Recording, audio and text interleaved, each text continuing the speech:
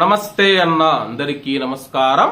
Kuwait దేశం యొక్క చట్టాలు కఠినతరంగా ఉండడం వల్ల కువైట్ దేశానికి విమానాలు నిలిపివేస్తూ ఉన్నామని చెప్పి ఇప్పటికే కొన్ని విమాన కంపెనీలు ప్రకటించాయి. బ్రిటిష్ ఎయిర్వేస్ కానీ ఇతర దేశాలకు సంబంధించిన ఎయిర్లైన్స్ కంపెనీలు ఏవైతే ఉన్నాయో ఇతర దేశాలతో పోల్చుకుంటే కువైట్ దేశంలో నిబంధనలు కఠినతరంగా ఉన్నాయని చెప్పి దీంతో తమ యొక్క విమానాలను నిలిపివేస్తూ ఉన్నట్లు ఎయిర్లైన్స్ ప్రకటించాయి.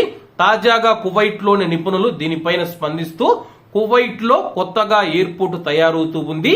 కువైట్ దేశం చట్టాలను మార్చకపోతే గాని కొత్త కువైట్ ఎయిర్పోర్ట్ త్వరలో ప్రారంభం కానున్న నేపథ్యంలో ఆ యొక్క ఎయిర్పోర్ట్ కు విమానాలు వచ్చే అవకాశం లేదని చెప్పేసి ప్రస్తుతం ఉన్న ఎయిర్పోర్ట్ లోనే విమాన కంపెనీల సంఖ్య తగ్గుతూ ఉంది.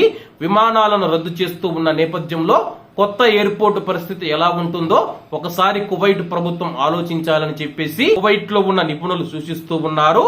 విదేశీ విమానాలను రద్దు చేయడం వల్ల కువైట్ ను సందర్శించే పర్యాటకుల సంఖ్య గణనీయంగా తగ్గిందని చెప్పేసి ఇది కువైట్ లోని పర్యాటక రంగం పైన ప్రతికూల ప్రభావం చూపుతూ ఉంది. యూరోపియన్ ఎయిర్లైన్స్ కొన్ని గల్ఫ్ క్యారియర్లతో పోలిస్తే తక్కువ ధరలను, మెరుగైన సమయాలు మరియు విస్తృత గమ్యస్థానాలను అందిస్తూ సమస్యను మరింత దిగదార్చాయి.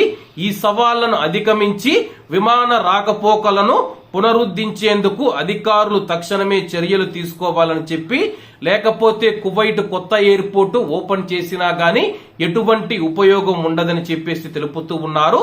కొత్త విమానాశ్రయం కూడా గణనీయమైన ఎదురు దెబ్బలను ఎదుర్కొంటూ ఉందని చెప్పి, ఎందుకంటే ఇది స్థానిక విమానయాన సంస్థలు మరియు గల్ఫ్ క్యారియర్లతో మాత్రమే పనిచేయడం అసాధ్యమని చెప్పేసి, అలాగే కువైట్ లో చదువుతూ ఉన్న విద్యార్థులు కానీ అలాగే కువైట్ లో ఉన్న ప్రవాసులు కానీ ప్రపంచం నలుమూలల నుంచి కువైట్ కు వస్తూ ఉన్నారు. కువైట్ లో ఉన్న విద్యార్థులు చదువుకునేందుకు విదేశాలకు వెళుతూ ఉన్నారు. అనేక నగరాలకు కువైట్ ఎయిర్వేస్ విమాన సేవలు లేవని చెప్పేసి కువైట్ ప్రభుత్వం, కువైట్ విమానయాన శాఖ director general of civil aviation ఇప్పుడే తన యొక్క నిబంధనలను సవరించి ఎయిర్లైన్స్ విమానాలు రద్దు చేసుకున్న కంపెనీలను మళ్లీ కువైట్ కు తిరిగి ఆహ్వానించాలని చెప్పేసి కోరుతూ ఉన్నారు.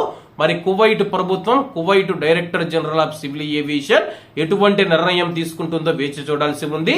ఏది ఏమైనా సరే ప్రస్తుతం ఉన్న కువైట్ ఎయిర్పోర్ట్ కే విమానాల సంఖ్య తగ్గితే కానీ డిమాండ్ పెరిగి టికెట్ల రేట్లు పెరిగే అవకాశం కూడా ఉంది.